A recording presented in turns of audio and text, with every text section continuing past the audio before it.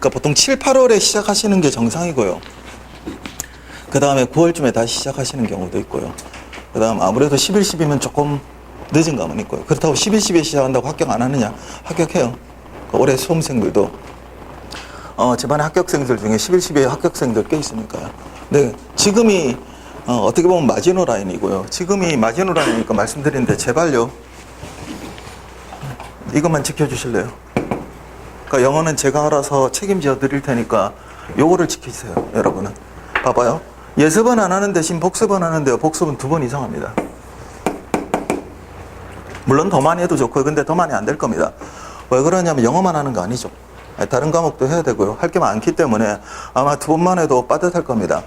이렇게 복습합니다. 첫 번째 복습은 오늘 합니다. 그러니까 수업을 하고 24시간이 되기 전에요. 그 다음 2번째 복습은 어떻게 하냐면 다음 시간이 되기 전에 합니다. 그럼 쉽죠. 그럼 여러분이 알아서 어떻게 2번째 복습 시간은 요일 중에 아무거나 정하면 돼요. 정하면 돼요. 그죠? 첫 번째 복습은 이렇게 합니다. 아, 이런 거 배웠고, 이런 거 풀었고, 이랬었지. 예. 그러니까 꼼꼼하게 안 들어가셔도 좋으니까요. 그죠? 오늘 배웠던 거, 오늘 배웠던 예문, 그 다음 문제 정도. 간단하게. 다 못해도 좋으니까. 왜 그러냐면, 인간은 봐봐요.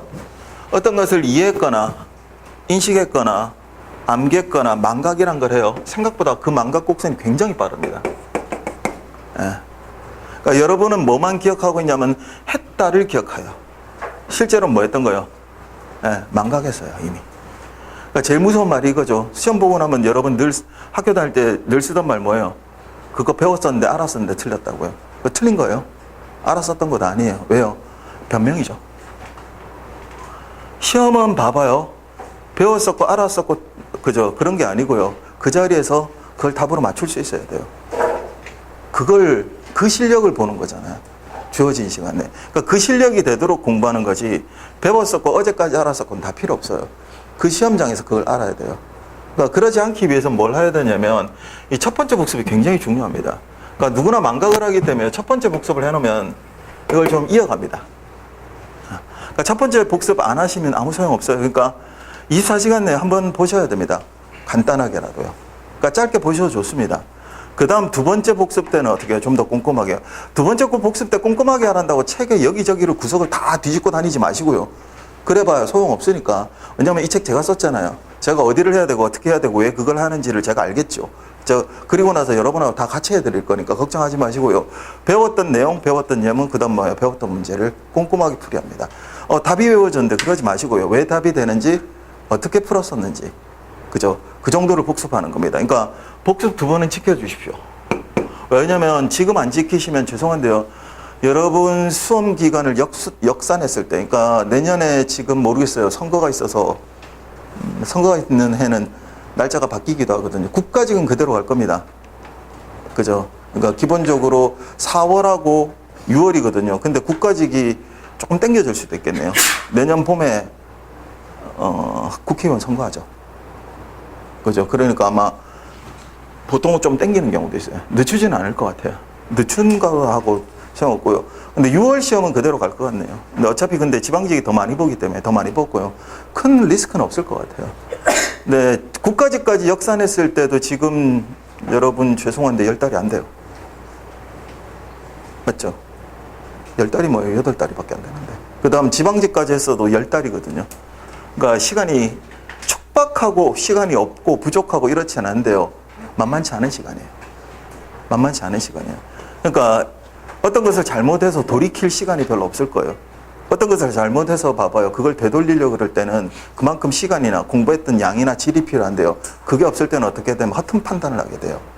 그러니까 그걸 안 하시기 위해서는 어떻게 하셔야 되냐면 처음 배우실 때요. 요것만 영어는 지켜주세요. 제발. 부탁드리는데. 이렇게 해놓고 나면 영어 점수는 제가 책임집니다. 제발 좀요. 요것만 좀 하자고요. 그 다음 2번째 부탁이 있습니다. 모든 수업이 다 똑같아요. 2번째 부탁은 필기 안 하셔도 좋습니다. 그러니까 제 수업은 필기 안 하는 수업입니다. 그러니까 다른 수업 시간은 선생님들이 대부분 필기를 시키시고 필기를 하라니까 하세요. 근데 제 수업 시간은 안 하셔도 좋습니다. 왜냐면 책이 다 있어요. 그러니까 대표적으로 책에 적어가면 후회할 겁니다. 왜요? 집에서 복습하다 보면 여기 있었네? 여기 있었네? 그죠? 이거보다 더 좋은 예문은 여기 있네. 이렇게요. 그러니까 이런 거죠. 필기를 하는 걸 막겠다는 건 아닙니다. 근데 적어봐야 내용은 없을 겁니다. 별로. 그리고 칠판에다 제가 하는 필기는 이렇게 생각하시면 됩니다. 여러분이 시각적으로 이해하기 좋게끔 필기하는 거지 책에다가 덧대놓으라는 내용은 없습니다. 꼼꼼하게 돼 있습니다. 뭐 밑줄 긋고 색깔 넣고 이런 거 다 좋은데요. 뭐가 문제가 되냐면 필기하느라고 수업을 안 들어요. 적는 데 집중해서. 그리고 나서 잘 봐봐요. 그것이 중요한지 안 한지 판단이 아직 안 돼 있으면 선생님이 중요하니까 물론 필기는 했겠죠. 근데 그거는 여러분한테 봐봐요. 이거는 보는 거로서 중요도가 있고요. 문제를 풀거나 혹은 이 자리에서 이 책의 이 부분에서 중요해져서 제가 설명을 했는데 집에 가면 어떻게 해요? 그 필기가 별로 안 중요할 수도 있죠. 근데 집에 갖고 가면 어떻게 되죠?